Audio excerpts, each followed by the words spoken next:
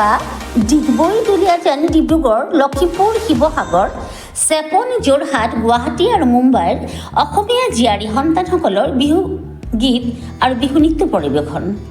Doctor প্ৰেৰণা কলিতাৰ যাদুময়ী কণ্ঠৰ যাদু।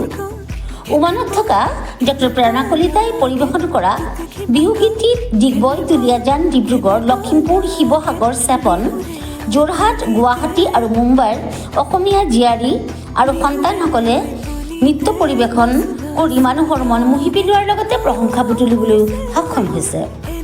বিদেশত থাকিও নিজৰ বিহু কৃষ্টি সংস্কৃতিক জীয়াই ৰাখি ভাৰতৰ বাহিৰতো প্ৰচাৰ কৰি তেওঁলোকে দায়িত্বশীল অসমীয়া হোৱাৰ প্ৰমাণ দাঙি ধৰিছে আৰু আগলৈও বিহু কৃষ্টি সংস্কৃতিক এনেদৰে প্ৰচাৰ কৰি জীয়াই ৰাখিব বুলি অৱগত কৰে।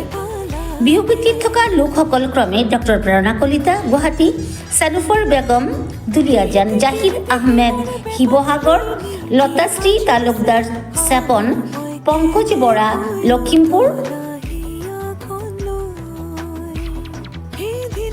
পাৰ্থপল ডিব্ৰুগড়, পম্পী গগৈ গুৱাহাটী, ৰিজৱানা পাৰভেজ ভূঞা ডিগবৈ, তাৰিক আহমেদ যোৰহাট আৰু সপ্তৰ্ষি হাজৰিকা মুম্বাই।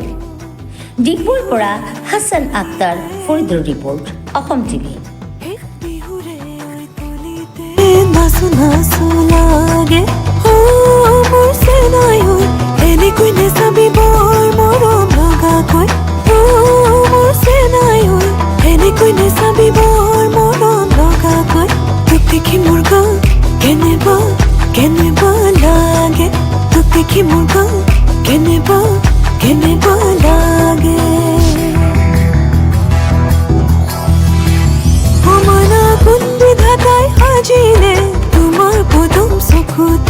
চমক নীলা বিজুলীৰে গোলাপ কোমল পাহিতি এই চমকৰ মনক লাগি ৰহি মৰে মন্তি মইনা কোন বিধাতা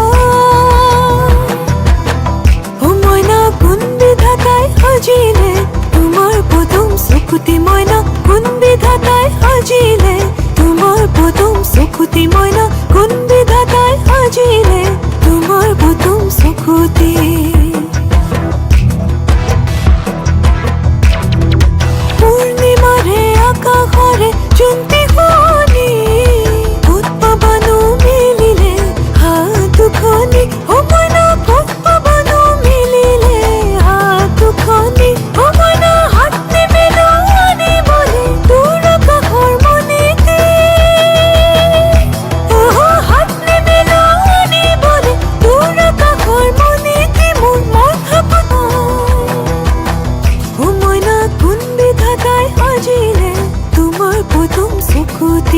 কোন বিধাতাই সাজিলে তোমাৰ পদুম চকুতি কোন বিধাতাই সাজিলে তোমাৰ পদুম চকুতি।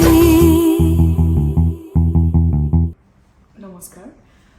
বিহুৰ সময়ত প্ৰবাসত থকা আমি অসমীয়াসকলে নিজৰ অসমখন বহুত মিছ কৰোঁ। বিহুগীত শুনিলেই আমাৰ আটাইৰে মন ভৰি উঠে। এইবাৰ মই ভাবিলোঁ দুটি জনপ্ৰিয় বিহুগীত তোক দেখি মুৰ্গা আৰু মইনা কোন বিধাতাই মেডলি কৰি পেলাই গাওঁ। এই গানটোৰ অডিঅ' আৰু ভিডিঅ'টো আমি ওমানৰ মাস্কাট চহৰত কৰা হৈছে। আশা ৰাখিছোঁ যে আমাৰ এই সৰু প্ৰচেষ্টাটো ৰাইজৰ মনত সন্তুষ্টি দিব। ধন্যবাদ।